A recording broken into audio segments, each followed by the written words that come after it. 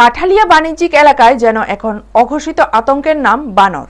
সকাল হলেই শুরু হয় তাদের তাণ্ডব, আর সেই তাণ্ডবে দিশাহারা হয়ে পড়ছেন ফল ও শাকসবজির দোকানদাররা।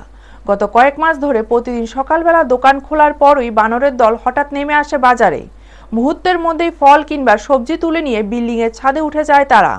অনেক সময় দোকান মালিকরা তাড়াতে গেলে উল্টো আক্রমণের শিকার হতে হচ্ছে। এতে আতঙ্ক ও ক্ষোভ বাড়ছে ব্যবসায়ীদের মধ্যে। স্থানীয়দের অভিযোগ, প্রায় প্রতিদিনই 15 থেকে 20টি বানর বাজার এলাকায় ঘুরে বেড়ায় এবং একের পর এক দোকানে ঢুকে পড়ে। ফলে আর্থিক ক্ষতির পাশাপাশি নিরাপত্তা নিয়েও উদ্বেগ বাড়ছে।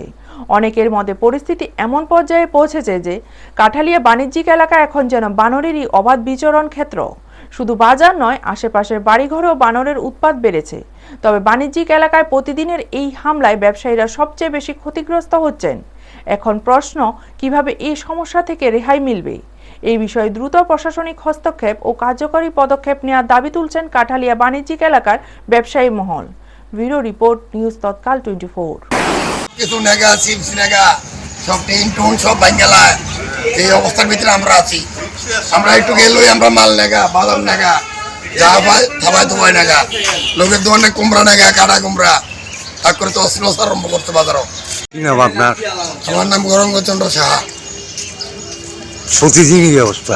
হ্যাঁ প্রতিদিন দুইটা সকাল বিকাল আছে।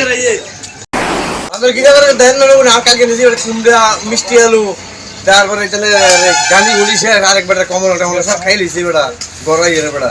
আপনি কি নাম? আমার নাম সুয়া মিয়া। কলা খাই যায়, আপেল কমলা সব খায়। কি নাম তোমার? সন্দীপ মজুমদার।